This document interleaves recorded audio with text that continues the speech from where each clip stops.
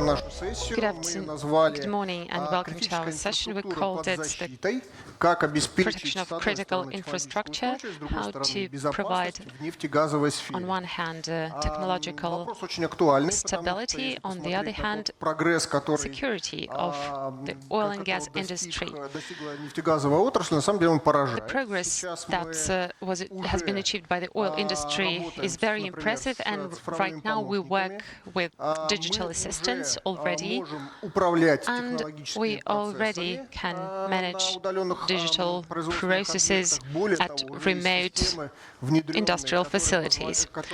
There exist systems that are able to manage technological processes themselves, for instance, at refineries, and that helps to create a more optimal product mix based on volatile values present with some raw materials. And, for instance, we already use unmanned delivery for winter routes, and we have digital bypasses that we use based on drone technology and other vehicles. And right now we are working on the concept of an autonomous oil field. So we are quite advanced in terms of digitization. But these advantages, however, have the reverse side of the medal, because at the opposite extreme we have risks. So today we would like to talk about these risks, because this is a complex, multi-tier problem, multi-dimensional problem that involves technologies, HR resources and other dimensions, and we hope that we will have an interesting and useful discussion. Right now we have a very good panel in front of us. We have regulators, we have clients who face these problems in real life, we have integrators who are installing these solutions and who are responsible for the result, and we have vendors who develop these products. So right now let's introduce our panelists. Today we have Eduard Sheremetsev, representing the regulators. He's Deputy Minister of Energy of Russian Federation. We have Diana Sinaeva from Rosatom. She will join us later. We have Vadim Shakirov with us. He represents Tatneft. Pavel Rostopchin is the Managing Director of Ultimatech. Violeta Kiushkina represents the Russian Energy Agency. Denis Svechnikov represents Tetrasoft. And we're supposed to have one more panelist. He's a consultant from the Special Economic Energy Zone called PARS, but unfortunately he hasn't yet joined us. He is from Iran. It would be very interesting to ask questions of him as well. Eduard, I suggest I give the floor to you first. Please tell us, how do you assess the preparedness of Russian oil and gas companies to switch to Russian software? And what are the risks you see in terms of the rapid development of digitization? Right now we are already installing systems with AI, and probably that introduces new risks as well.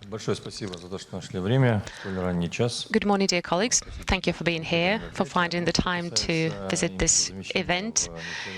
In terms of import substitution in oil and gas industry, you know, I think we have a very comprehensive regulatory base that regulates this industry and this domain. We have the order of the President of Russian Federation 166. One of the items of this order is import substitution in terms of software, and there is a corresponding resolution of the government of the Russian Federation that orders to switch to using Russian software at important facilities. There is a certain list of industrial facilities, and some of these facilities have the status of key industrial facilities, and within that category there are three subcategories depending on how important this facility is to critical processes. And if, for instance, in some sectors of the industries, these facilities can be quite numerous, and then we look at the critical components present, elements present within these facilities. And then we have another resolution passed by the government of the Russian Federation that orders to switch to using software for industrial equipment.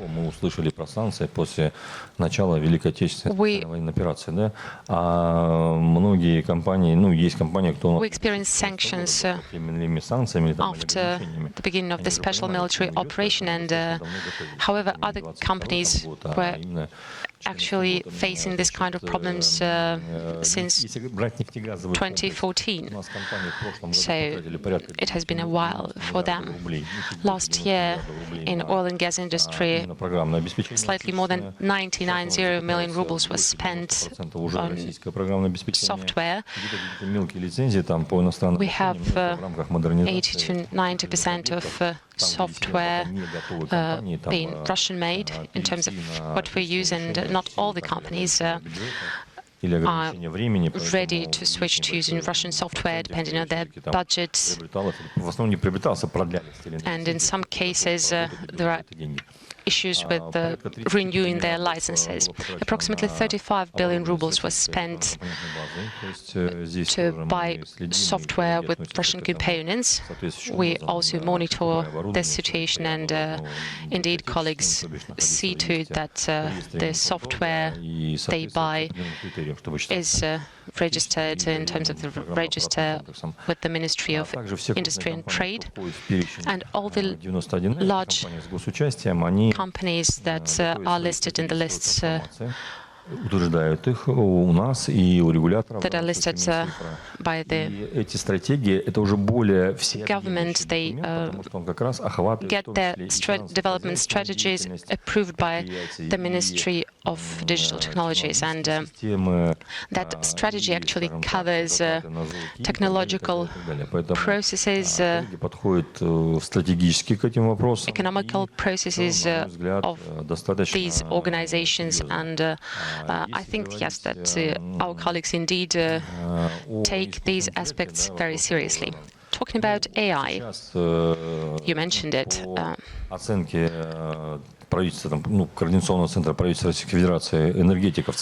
According to the assessment of the government of the Russian Federation in terms of energy, we rank third. We are rated as the third among the 14 key industries, but I think this is a very good result, although we are below banks, for instance. We implement a lot of technologies that rely on AI. The main domains where these projects are implemented are usually projects related to economical and financial processes, and then, for instance, we use that in terms of communication, and of course we are very well versed in terms of technologies in communications, because that's the way we contact our clients these days. And for instance, if you are trying to reach a call center, a contact center, it is quite rare that you talk to a real person. And of course, you can tell the AI robot that you want to talk to the operator, but unfortunately, it is not at the first try that you get to a real operator. So AI is used there, then we analyze our records and document turnover processes using AI, and then, of course, we use digital technologies for seismic works and processing data. It is very difficult to process that amount of data and information using standard software. And sometimes, indeed, to process that amount of data, you need to launch an algorithm, and it will be working for several days. However, if you have a well-trained AI and you use good data sets, the effect can be very good.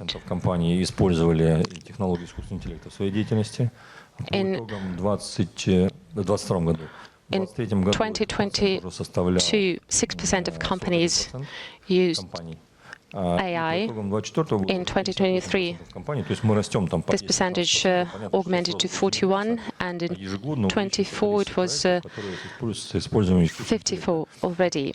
I think by the end of 2027,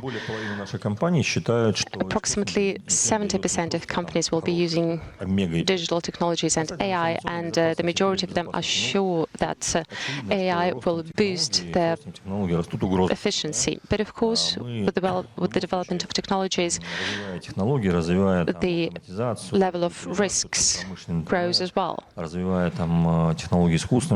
Developing various technologies and AI, we do take this risk, and it gets higher and higher with every year.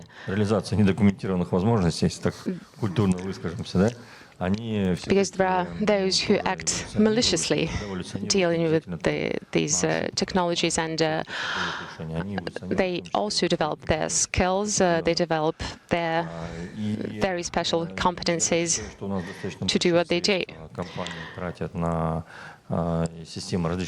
I must say that our companies invest a lot into their protection systems, but we see that these systems are not always efficient as they're expected to be, and this efficiency cannot always be gained through money, through paying for technologies. It is important to implement these technologies correctly, and IT experts working with these companies, ребят, которые там специализированно выпущены из вузов, я сторонник базового образования. При всем уважении, можно сколько угодно ходить на какие-то курсы, трехмесячные, шестимесячные, восьмимесячные, но когда со мной, например, начинает какой-то специалист в этом плане спорить, я задаю там несколько, я могу задать таких 100 вопросов. Ну, есть несколько вопросов, там, на каком уровне, 7 уровней модели IC работает протокол ERP? Не знаешь, сведу ли? Ну, как можешь сколько угодно ходить по своим курсам, но это базовые вещи, от которых можно выводить любую формулу. Поэтому здесь все-таки компетенции играют роль. И компетенции формируют эффективность. Поэтому, наверное, все-таки нужно искать внешние возможности, внешних профессионалов, которые вкладывают там достаточно серьезные денежные средства и в целом в образование, в тренировку команд и так далее, и так далее. Поэтому рост, на мой взгляд, там угроз будет как бы расти, потому что сейчас изменился характер вообще атак. Вот я вчера тоже на мероприятии говорил у вас, если раньше там до 22 года у нас любая система защиты, мне в свое время, там 25 лет назад, один человек сказал, что преподаватель мой, что любая система защиты не предназначена для защиты. Она не для этого предназначена. Она лишь предназначена для балансирования определенного уравнения. Когда затрачиваем усилия на взлом системы, системы aim больше, to чем fully стоит сама protect система, your но system. меньше, It чем is a выгоды, value получаемые that результатом balances взлома, out the ваша equation. If you система будет spend взломана. more Это on your неотъемлемо, это protection даже аксиома, system извините. Да? То есть, than если вы потратили 100 миллионов the рублей на value of what защиту, you are ребята going тратят to 120, а вы за protect, 500, они вас взломают. Это вопрос времени. or if Просто взломают. someone Но с spends more 22 года, on как бы, то есть это очень простая такая математика, да? Но с hacking this 22 года, system вот после than you начала специальной spend военной on операции, protecting your system, then your system will be hacked.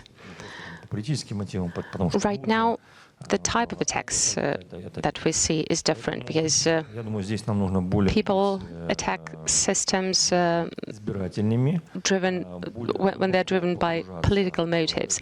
So if we want to assess the situation, we need to look at every situation specifically. We need to involve good, highly competent experts, those who develop their competences continuously, and those who earn good money, because without being well paid for what you do, you will never be motivated enough to become a good expert.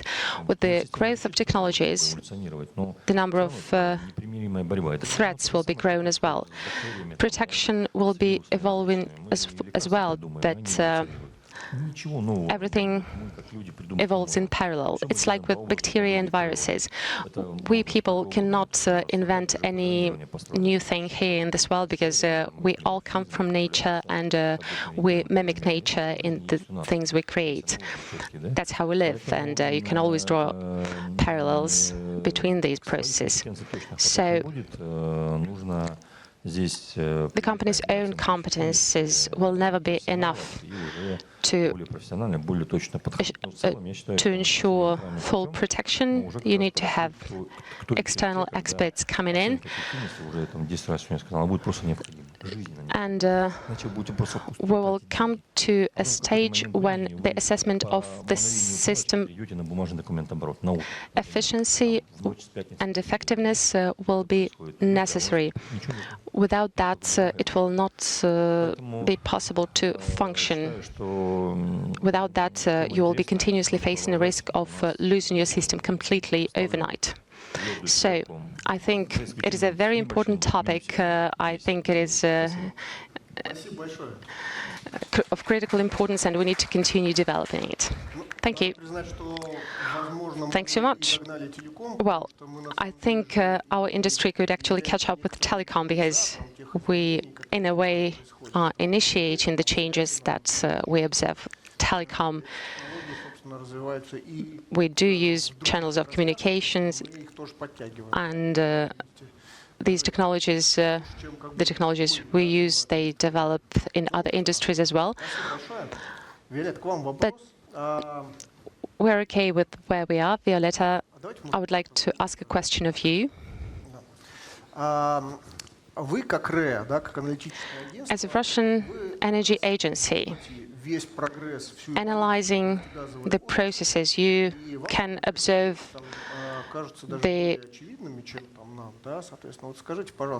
the whole history of the technological process within this industry. And in your point of view, what are the new professions that can emerge considering the development we observe with digital technologies? What is your forecast for the future? Thanks so much. Good morning, dear colleagues. Denis, thank you so much for addressing this question to me. With my 30 years of experience of preparing experts in electric engines and drives for technological processes, I think that today and in the future, we will be observing, we will be registering the demand for experts in protection systems for digital technologies. And we need experts in analysis of digital incidents. In the future, we will need more architects for cyber-proof, cyber-secure infrastructures and architecture. We see that we need to look at the point where industrial technologies and digital technologies come together, and we need to be able not only to foresee the technological and digital processes and their development in the future. We need to be able to create digital twins as well, and that needs timely investments, including investing into training people. We need experts who are able to adapt to rapidly changing circumstances, and people need to be trained in that. And of course, this requirement should be applied to the professors who are teaching these experts as well. Thank you. That's very interesting. And what if I would ask you to create one rule for all the companies in terms of cybersecurity? What would that be? Well, we all know that something that works efficiently and effectively should be made a rule. So I can only support Eduard. We need to go for regular cyber exercises, and everyone, all the domains should be involved in that, not only digital experts, but people from operations as well, and managers too.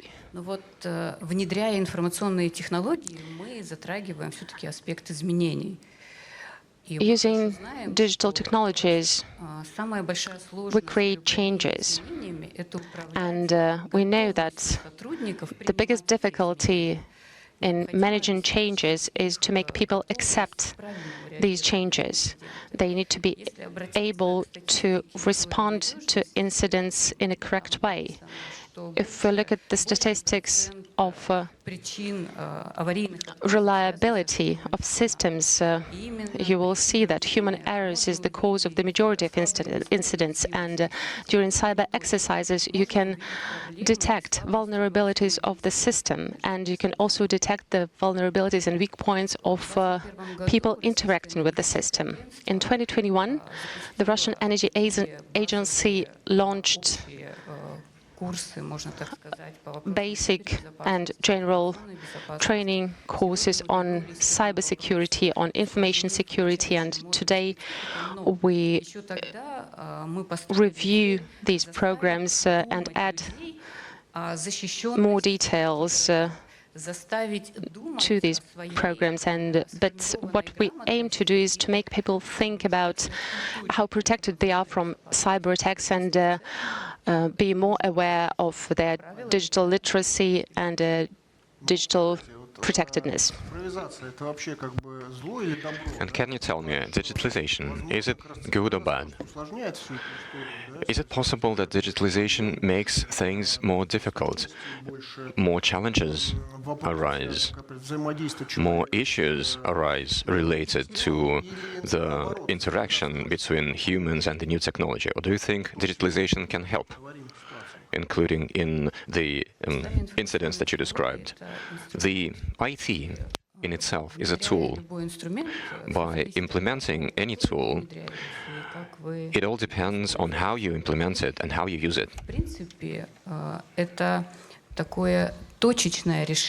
And it's a very focused solution to improve the whole system.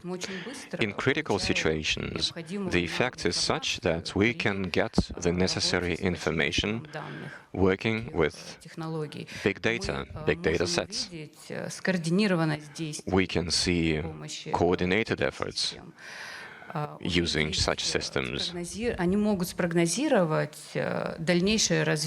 They can help predict the evolution of negative events, which is another important feature. But again, there's a rule. As you implement a new element in any system, we make the system more sophisticated, and thus it becomes more vulnerable, and thus there's more potential for risks. materializing. Thus, we get a new area of vulnerability, for example, such that what happens if a system is unavailable. So by implementing these tools, it is important to make sure that there's no loss of control, to make sure that we maintain the steerability of digital processes. And this brings us back to integrated security, security by design, but that is a separate topic. Thank you. Vadim, a question to you.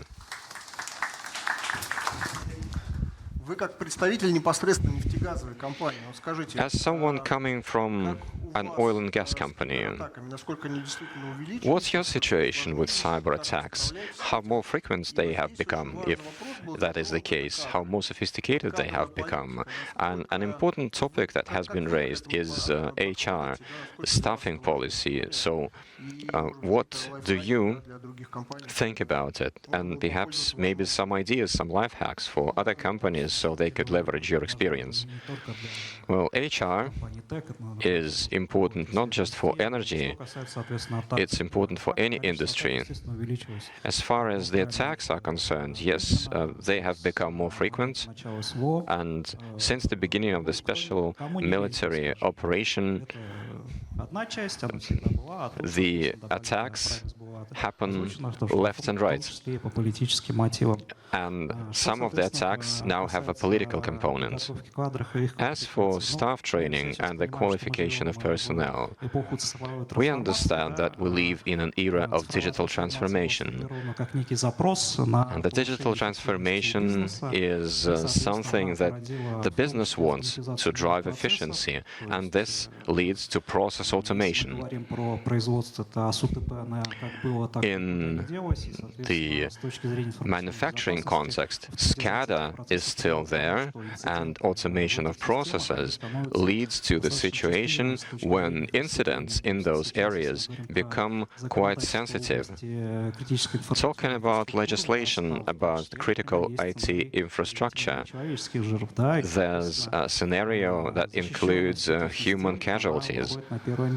That is also covered by the legislation. So security of such systems is paramount, and Edward has formulated this very aptly, that you can invest hundreds of millions, if not billions, into security measures, but if you don't have the qualified personnel who would be able to set those up and service and maintain them and monitor network activity, then the value of this security system will be perhaps not zero, but still quite low. To leverage synergy with the information security system is only possible if you have qualified personnel. And we keep talking about the information security sect, excuse the word, but the weak spot in any system is the human. We say that, okay, we have experts in IT security, but we also have users, something that we shouldn't overlook. So all your efforts aimed at information security may be disrupted by an ordinary user. That is why we do pen tests on a regular basis. We order them as a service, and we discuss scenarios such as bribing employees, because an employee is often an individual that has access to a number of systems. Some have access to a large number of systems. For example, people such as IT admins. So I think we should think of it in two ways. First, upskilling the security professionals, and second, raising awareness with the IT users, teaching them, educating them about digital hygiene, and offering them some starter courses in computer security, in digital hygiene, because this layer is often overlooked. People think that we have great experts and we are covered. Not quite. Only when you have great experts, good systems, and educated staff, only then can you count to get synergy and improve your level of security. Thank you. Pavel, a question to you now.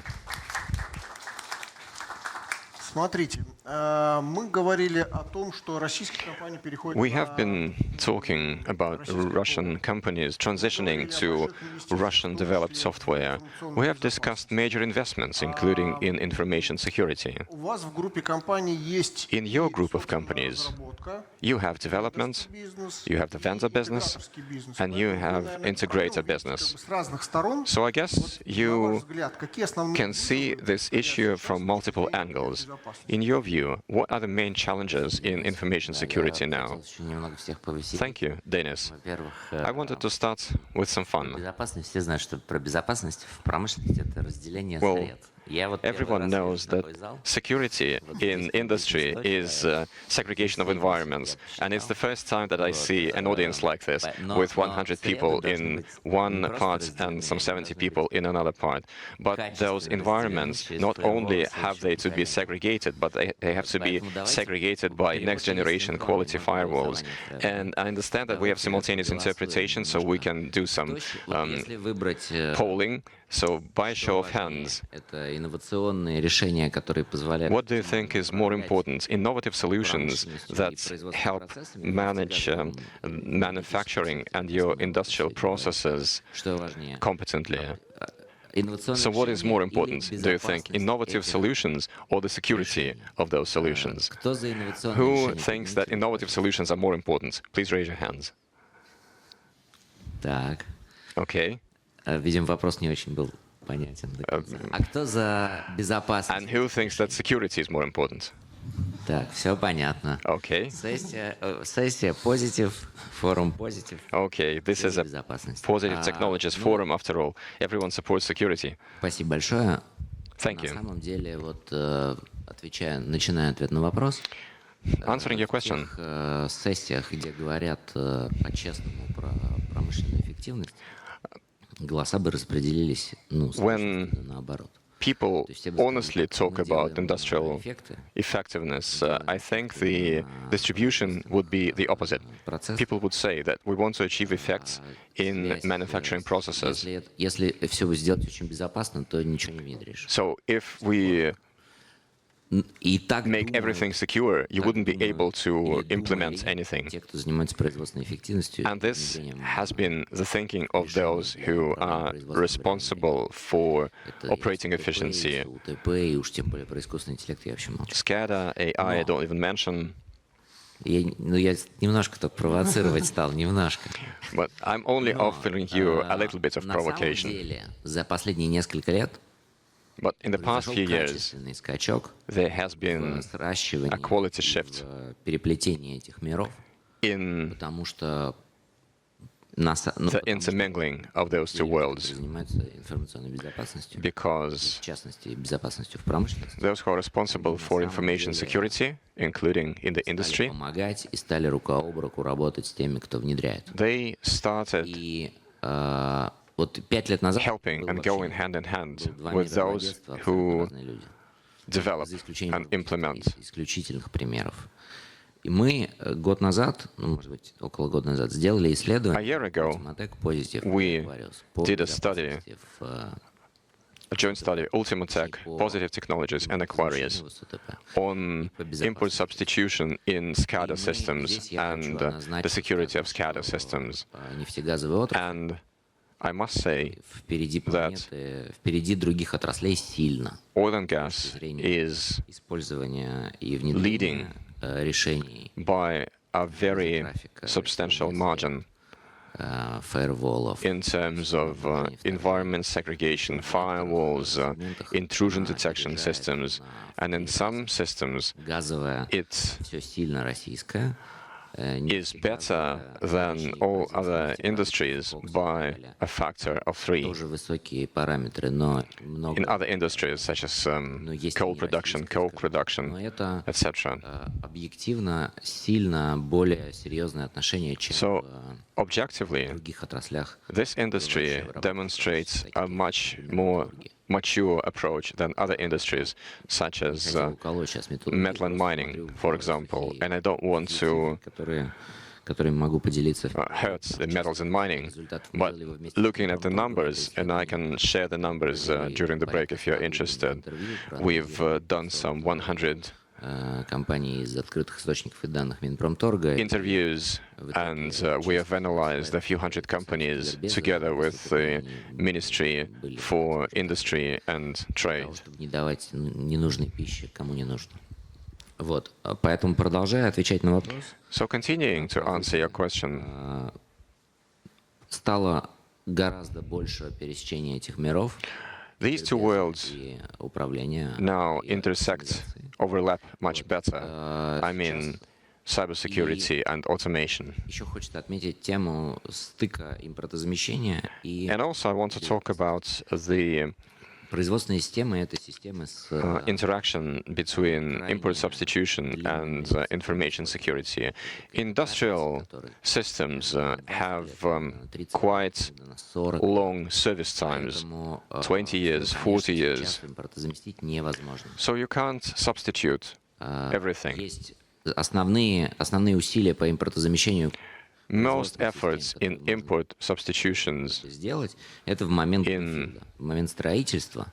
industrial operating systems are Кратко скажу. at Поэтому the очень важно категоризировать stage of a greenfield. как придется, потому что на капстрое сейчас, пока мы здесь разговариваем, идет много капстрой проектов. And as we speak, Сотни there's a lot of capital construction going on with hundreds of billions rubles invested. Построил, какой там будет АСУ. И, честно говоря, When the company decides for itself what SCADA they're going to have, and especially if we have Chinese contractors, they don't ask anyone. They use their own SCADA, and by the way, they implement systems that later will be seen as foreign-made. And it is exactly the point where you can make a decision, but the decision perhaps is made not in the right direction. We, as an integrator, we develop SCADA, ERP, cybersecurity, and AI for the industry. We can see that an understanding has come that Russian vendors которые нужно в промышленности точно применять. Основной вызов понять provide solutions that can be applied in the industry in a focused manner. Question becomes, where is that 20% that will yield 80% of the outcome? It's important to have backups, firewall, traffic control. Которые никуда не нужно выпускать. Ну вот, пожалуй, вот эти три, но на самом деле... I think especially these three areas. But otherwise, everyone should decide for themselves, because only they know how their industrial processes are organized. And in conclusion, the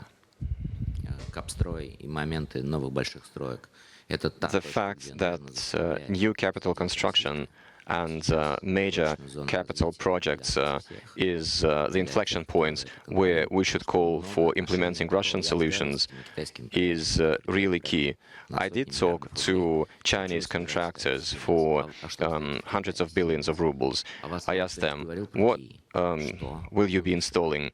We'll be installing Siemens. What do you install back in China? Siemens. Have you heard about the critical IT infrastructure requirements? We haven't heard about that. Okay, thank you. And Eduard, I think I want to refer this question to you as the regulator.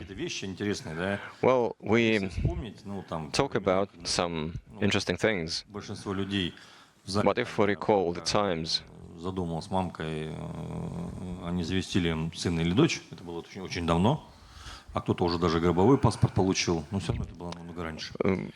If we recall the times of a few years, perhaps a few decades ago, Энергетику делали простые базовые вещи. the people who developed the energy business did very Чтобы спор был продуктивен, все должны в споре понимать правильную терминологию. simple but reliable things. У нас есть два типа информационных And систем.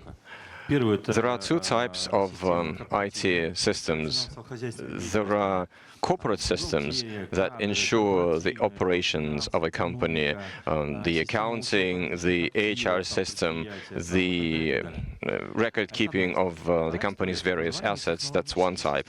And there are systems of a technology type that monitor, that do telemetry. Системы, которые работают с объектами непосредственно, да, там мониторят. The systems that monitor and control the various objects and facilities. Those are the technology systems. And so our parents and our grandfathers came up with a very simple but reliable thing, a system of data transferring, which separates the critical systems from other systems. Поэтому нужно просто соблюдать эти правила. So what we need to do is to observe the rules that are there, because we come to an enterprise, to a company, and we find that their firewall server is under the table in dust. So that's a clear violation. And in oil and gas, there's a lot of facilities. And yes, you can bribe people and they would use their flash drive and disrupt your system. That's understood.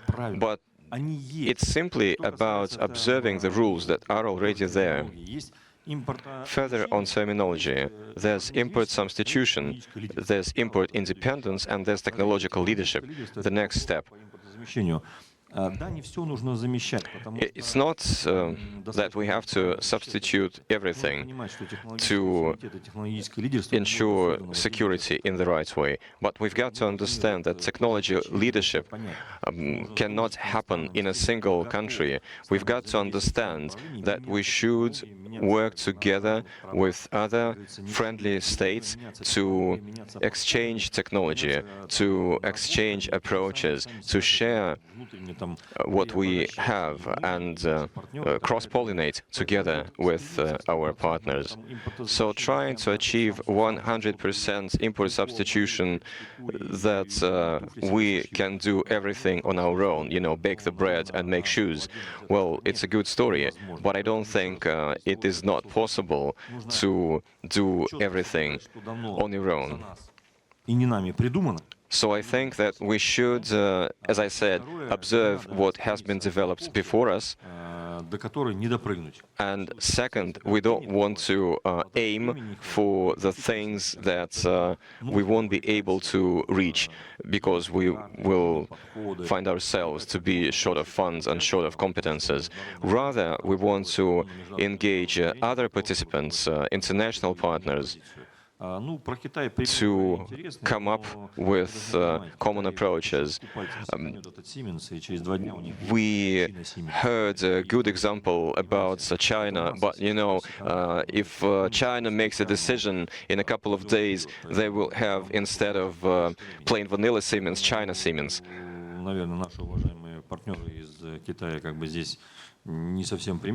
So I think that our respected partners from China are not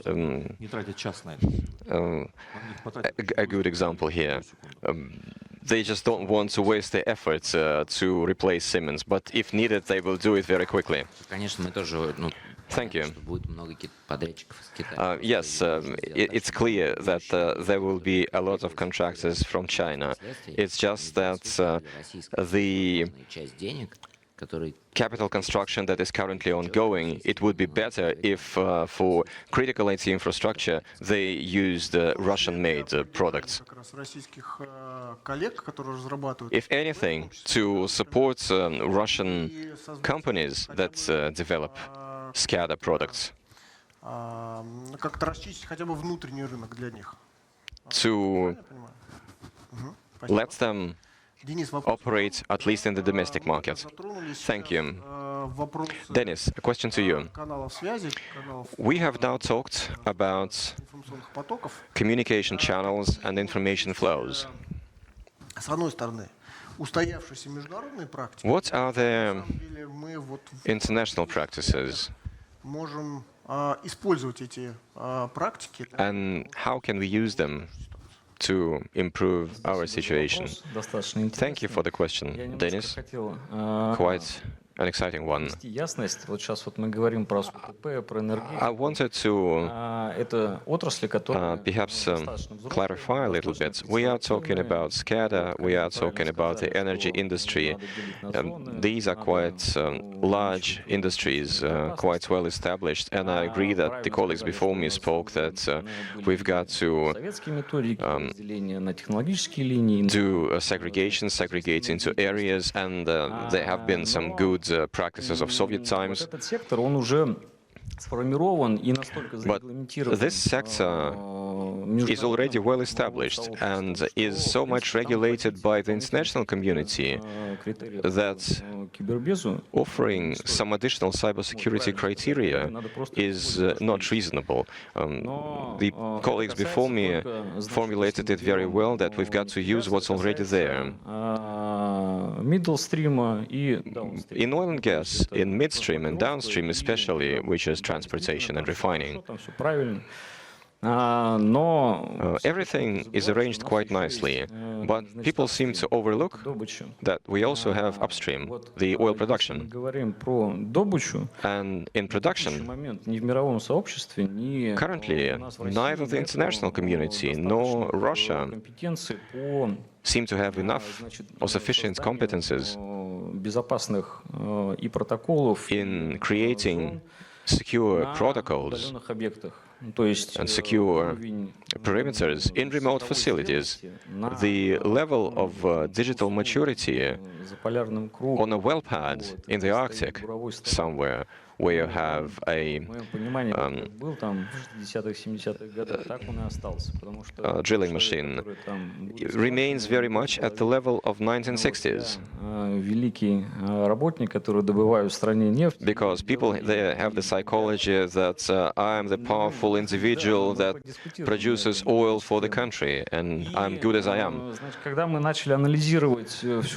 So when we start looking at what is available internationally, together with the Institute of Oil and Gas Innovation, we have been working for 12 months already, and with the Consortium of Software Technology Independence, we saw that the existing approach to security in upstream does not cover the challenges that exist today. And the tools, the protocols of data transferring and validation from remote facilities to the operating systems, well, the level of that is not sufficient. Our analysis showed that there were two reasonable systems of data transferring. There were two such systems, INTP and Synergistic, and both of them developed by the Big Four in the international oil industry. But when that was developed a couple of decades ago, security was not a priority there. And okay, so you can make your midstream and downstream secure, but the data that you are getting from underground, so to say, the security of that is a concern. And this might sound as a hint for threat actors. If they focus on that, they would be able to disrupt the midstream and downstream as well.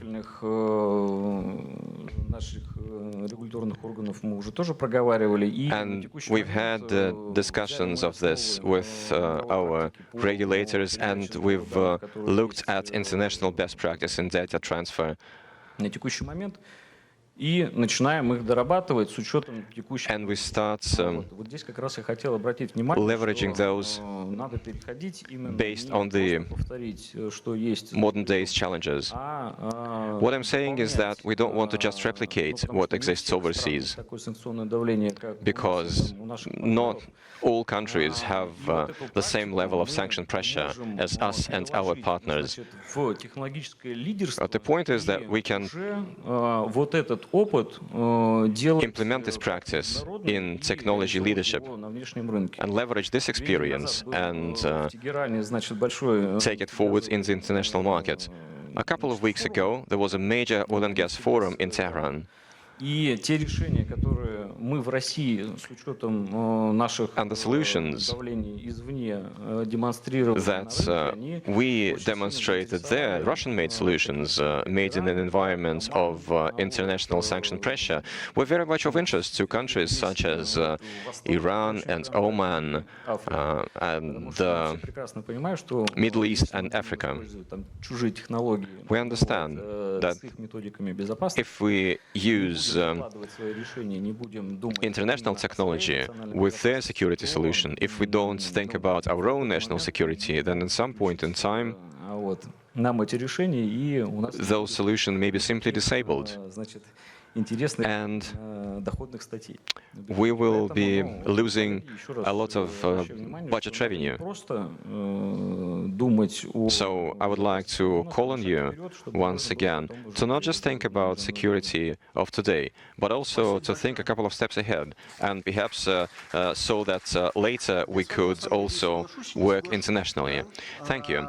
I think I want to agree with you and challenge you somewhat. In terms of upstream, Edward was right in saying that we rank third among the industries, and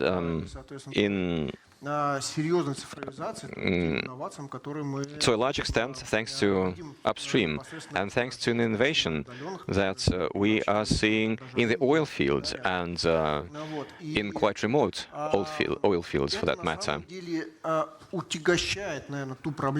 And that, in fact, makes the problem that you are talking about even more difficult, because the amount of data that exists in the oil field is currently very substantial, and we must transfer this data somehow. And it's not always possible to create a dedicated channel. Sometimes there's not even no mobile telecommunication. So indeed, as we develop our standards, we've got to take the existing experience into the account, but we should look out into the future rather than at the past. Sure, thank you. I'm sorry. I'd like to add, if I may, if I understood my colleague correctly, I think he has rightly said that security has to be built into the protocol. If we take a classic SCADA, there is a question of data transferring.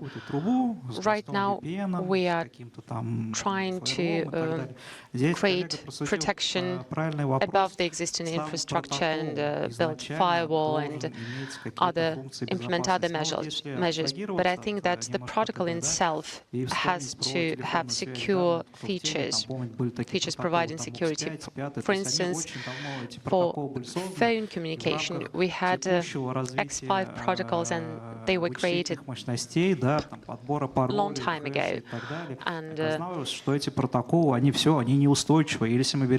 sometime later, it appeared so that these protocols were not stable any longer with hashes. And right now, indeed, these protocols are being changed because the technology is developed. We have AI, and indeed, the protocols that we will be developing and creating in Russia should be secure. And in fact, we are going to do that. Several years ago, I was at a conference, and one of the vendors said that in transportation, they were using a Russian-made SCADA protocol, so there is a request for that. And the protocols themselves should be cyber-proof. Thank you so much. Diana, a question to you. Rosatom is a long-standing partner of the oil and gas industry, and if you look at the activity of Rosatom, the Russian nuclear energy agency, Rosatom invests into large-scale projects, and on top of that, you produce oil and gas equipment. And it is for sure that you do face cyber attacks, and you do handle the problems that we discuss. So how do you deal with that, and how do you cope with that in Rosatom? Is there a silver bullet maybe that protects you from everything? And what do you think are the main avenues of development there? Thanks so much. I'd like to explain that I wear two hats here. First, I represent a larger association of software users, where I'm vice president, and also I'm responsible for the government strategy of Rosatom. That's quite recent, my second position, so I can't give you a full-fledged response to your question in terms of what Rosatom does, but I can talk about the association. Why these kind of associations were started emerging several years ago? Well, there is a trend for import substitution. We do develop Russian-made products, and we try integrating these products into our digital landscape, including at Rosatom, Gazpromneft, Rostelecom, Roscosmos, Rosneft. These are large state corporations, and they have a lot of requests to the market. Back in 2021, market companies, they had their backlog as well. They had their priorities in terms of basic functionality, in terms of security matters, in terms of the whole spectrum of different issues that can arise when implementing a digital solution. So what we tried to do is we tried to look at how we could restructure our relationships with the markets, because these large clients of the market have comprehensive requests. We need comprehensive solutions for different industries, for instance, but the requirements are more or less the same in terms of scale. So I'm not sure I can talk about silver bullet, but formulating this comprehensive request to the market in part is the silver bullet, because we actually formulated comprehensive technical and functional requirements to our systems, starting from service functions in terms of how the solution, how the users can interact with the solution, up to specific security protocols. These requests are formulated not only by specific companies that have a lot of different requests to one vendor, but we try to compile these requests into one comprehensive task. There is a committee on testing and approbation. This committee is managed by Gazprom Neft, and there, in fact, would try and structure these priority in order to formulate them and get the optimal result. Probably still it is not a silver bullet, because we keep discussing the current situation, and we do experience deficits in certain domains, and in fact we do, for instance, interact with companies providing AI solutions, and some requests can be closed by that. But we are trying to continue developing that way to get a perfect solution one day, maybe, hopefully. Thank you. And today we have our respected guest from Iran, Mr. Pahlavan. In fact, Iran lives under sanctions for quite a while already. This sanction pressure lasts for dozens of years, not even years. And somehow you manage to cope with the pressure, and at the same time you implement innovations, and I presume you have certain issues, certain challenges in terms of cybersecurity, and you've learned how to do that without external support.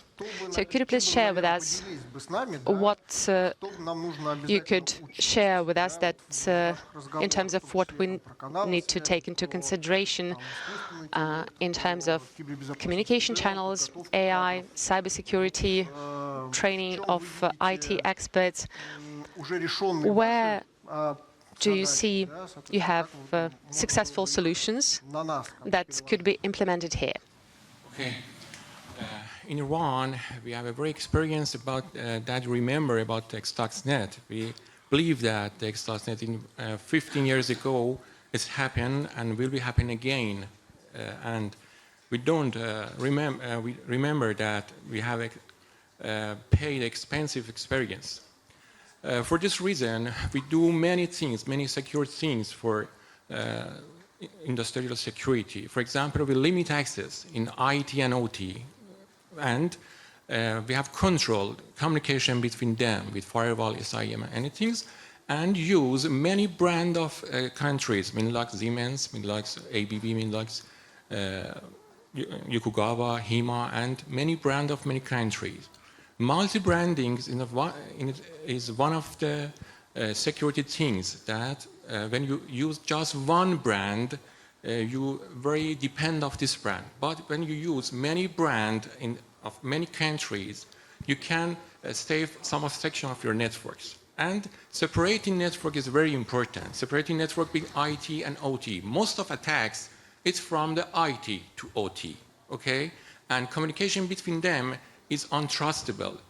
Every time it's untrustable because you have many devices, firewall, IDS, IPS, EDR, XDR, system for logging and everything, but you can't access to many zero-day attacks. Okay, zero-day attacks, when it's coming, all the security system can't distribute them. Okay, can explain them, and we can't trustable network. For this reason, we have a limitation access and localization security, and learn about the other countries, like Russian people, Russian countries, and we like to have a co-networking,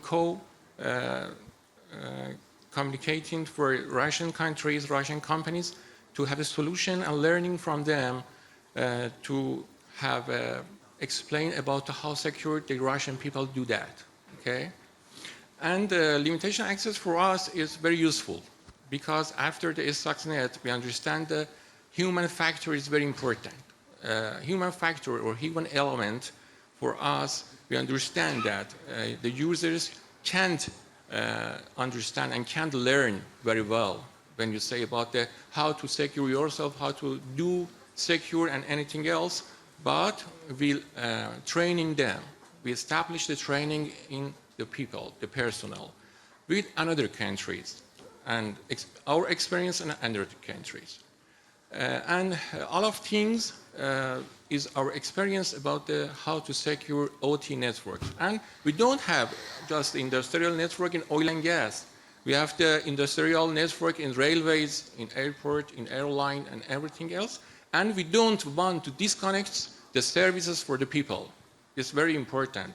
We have many attacks about the industrial networks in railways, in shipways, in airways, and other things, but no one knows about that because we stop it when he comes to us, when he comes to our networks, and no one knows about that because we believe that the success will be happen again, and we now are successful because we secure several layers.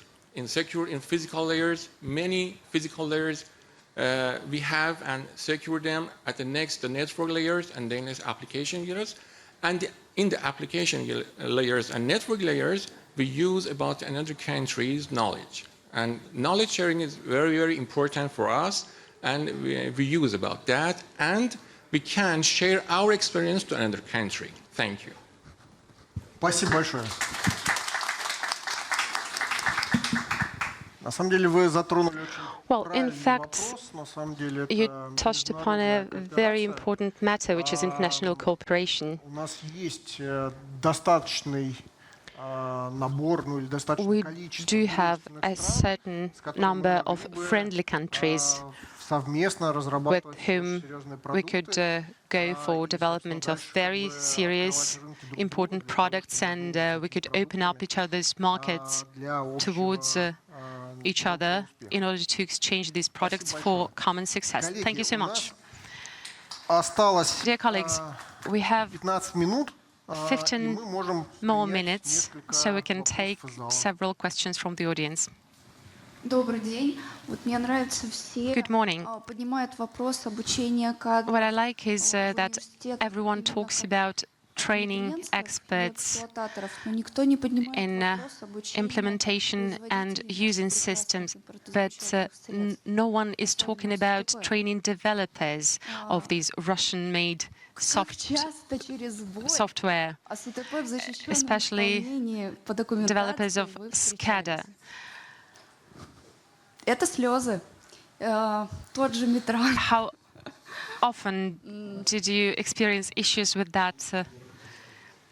Well, I would like to respond to this. Немного, конечно, странно слышать, потому что, ну, вот It's наш опыт quite работы с unexpected to hear that, because да, естественно, мы our всегда в experience of решениях, working with vendors ну, of извиняюсь за SCADA, слово, пристегиваем, да, well, какую-то компанию, которая very занимается именно often инфобезом, только we чтобы have a понять, dedicated vendor как who's сложить вот эти две responsible to the составляющие, да, то есть, cybersecurity solution we use, and how we can с другой стороны, combine информационную the безопасность, чтобы получить вот этот некий competence объект of безопасного developers of УТП. Да, SCADA вы правильно and говорите, проблема people who действительно есть. who make these SCADA systems secure. Well, Как бы there is a мое личное problem мнение, with что that. мы, наверное, никогда не придем к тому, что But сам вендор будет my задумываться personal именно о opinion безопасности. is that Потому что, ну, probably есть vendors целый will пласт never компаний, consider специалистов, the то есть security зачем ему, в aspect принципе, этим fully, заниматься, because когда there is a можно получить там, положительный эффект от there are просто specially от dedicated взаимодействия, от teams who кооперации с deal with that, соответствующими and vendors, they focus on cooperation with the client. I would like to add, in fact, Вы имеете в very виду, когда often без лишние технические условия готовятся? Они всегда, да, там. very often Да, it's и about вот есть такая capital проблема, на construction, самом and деле, у нас their тоже есть, technical но вот tasks здесь пока вот нет готового ответа. если честно. are Спасибо большое. formulated without taking into consideration these aspects. Well, I think that regulators can be involved here to solve this problem. Хотел тоже два слова сказать, дополнить ответ на ваш вопрос. I would like to respond to that as well. Лучше, ну, главное, чтобы лучше не было врагом хорошего. It's important to not Все говорят, to вот защищенная разработка, и вот то, о kill a чем good thing by striving for something better. раньше это было совсем два мира, кибербес и Earlier, these were two separate сейчас они когда worlds, you начинают, know, ну, как бы пересекаться, ensuring cybersecurity and пытаться. implementation of SCADA systems. Right now, we try to merge these two. Компании You know, большой.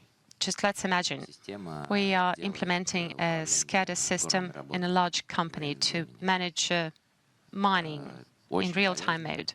That's a very useful system, and много давно. Эта компания all- без этой системы, она там принесет им let's say all other companies have this kind of systems, and this company doesn't have one, and the assessed effect is in millions of rubles. ну, безопасники очень продвинутые. Взяли And наш код. Нашли в нем 30 security 2 experts are, 2500 let's imagine they're уязвимостей. very competent, and they found 2,000 vulnerabilities in the code, and можно еще 10 лет out of which 200 vulnerabilities are critical. Хорошо ли они сделали We can. это? Хорошо. Is it good that they detected them? Плохо, It's a good thing. Is it bad that it will компания, take когда все уже 10 лет с такими системами 10 жили, years а она to только fix с такой системой жила? these vulnerabilities, and the company cannot use this system right away? Где те 20%, которые позволяют? That is bad.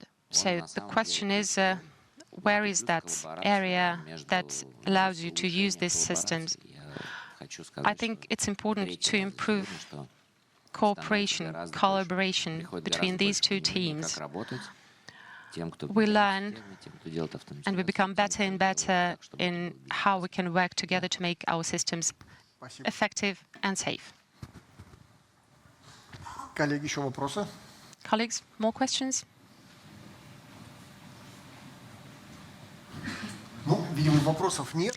Well, since there's no questions, Мне кажется, что мы провели достаточно интересную, I believe очень откровенную we've had a very interesting and very open talk, У нас был регулятор, discussion. который тоже высказал We свои, shared our pains. We had a ситуации. regulator who Я, на presented самом деле, his делюсь view со of всеми the участниками. situation, and in fact, it is aligned with what Спасибо other participants большое, presented. вам, уважаемые слушатели. And dear Мы audience, I would всё like to делаем thank для you вас. as well, because we work Спасибо here большое, for you. I would like to уважаемый thank президиум, уважаемые коллеги. our distinguished Соответственно, до новых panelists. встреч на Dear colleagues, мероприятиях thank как you, and Congress, так и, собственно, I hope we'll национальных see each газовых other here вас. at PH Спасибо Days большое. and oil and gas conferences. Thank you.